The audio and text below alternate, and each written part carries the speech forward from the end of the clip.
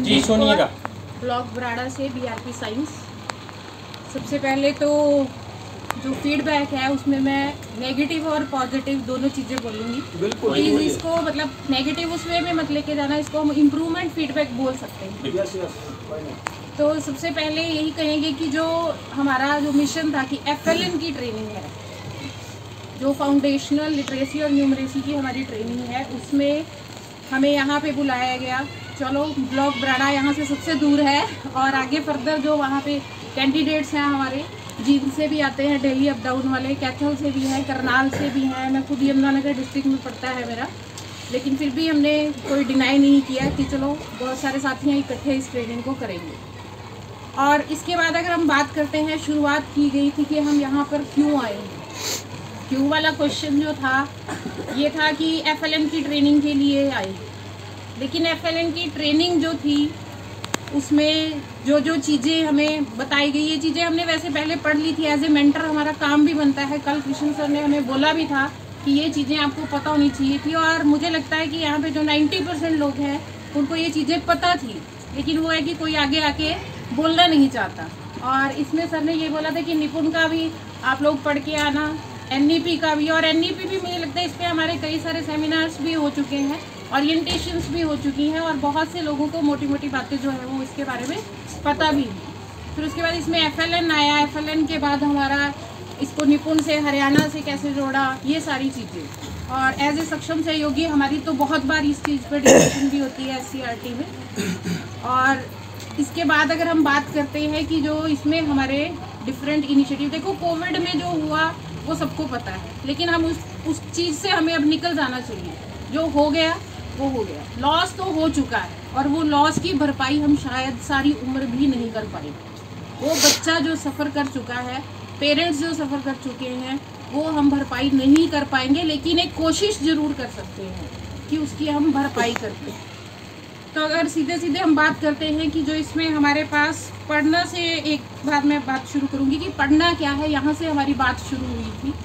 और उस पर भी हमारी खुद की भी LLF की पहले ट्रेनिंग्स हो चुकी हैं। पढ़ने वाला कॉन्सेप्ट जो था वो ऑलमोस्ट सबको क्लियर है कि क्या था। इसके बाद शब्द पहचान और भाषा की समझ, ये दोनों मिलकर पढ़कर समझना कहलाते हैं।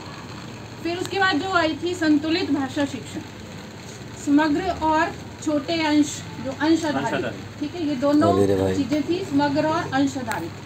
इस बात पे अभी मैं सर थोड़ा सा मेरा डाउट जो है, और 50% का जिनसे मेरी बात हुई है अभी भी क्लियर नहीं हुआ।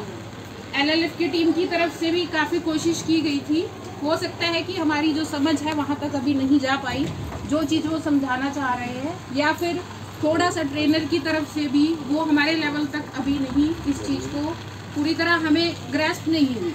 ये डाउटफुल केस हमारा चल रहा है, क्योंकि एक साइड हमारा पॉइंट 4 नंबर पे जो था चित्र बनाने वाला था, और उसको हम समग्र में ले रहे थे, अपनी मनपसंद का चित्र बनाना। दूसरी साइड हम अंश में ले रहे हैं कि चित्र बनाना और उस पर वाक्य लिखना।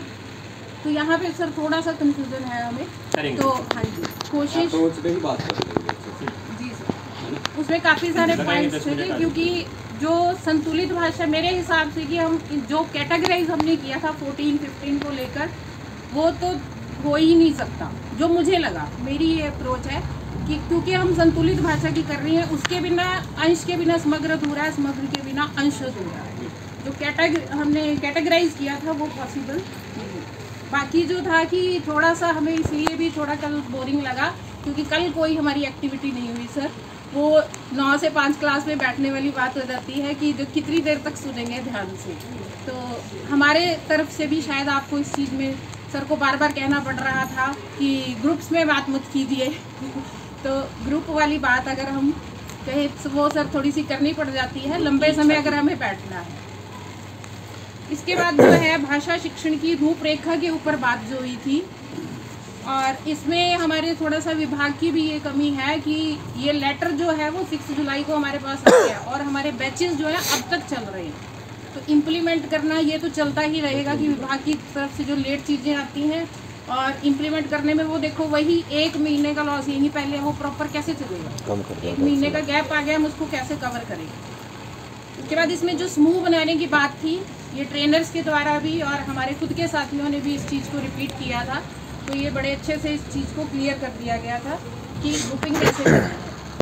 फिर समूह 1 में क्या टीच करना है, बलबीर सर ने इसके बारे में भी हमें क्लैरिटी बताई। उमंग जो है, सुगम क्या है और महक क्या है, इन सब के बारे में। फिर एक बार भाषा शिक्षण की एक दृष्टि, इस चीज़ पे अगर काम हो रहा था तो उसमें हमारे पास 4 क्वाड्रेंट बताए गए थे। मौखिक भाषा विकास, शब्द पहचान, पठन और लेखन। इन पे अगर मुझे लगता है आज थोड़ी सी डिस्कशन और होगी सर, डिटेल में डिकोडिंग वगैरह के बारे में। तो मिलजुल कर जो सेशन था वो अच्छा सेशन रहा हमारा, और एक्टिवली पार्टिसिपेट भी हम लोग कर रहे थे, और आज कोशिश रहेगी कि और ज़्यादा करें। अगर हम जैसे सर ने बोला खाने के बारे में बात करें, खाना बाकी चीज़ें ठीक थी, राजमा बहुत गंदे थे, और उसका साइड इफ़ेक्ट ये हुआ कि जाते ही मुझे जो है उसके असर दिखने शुरू हो गए।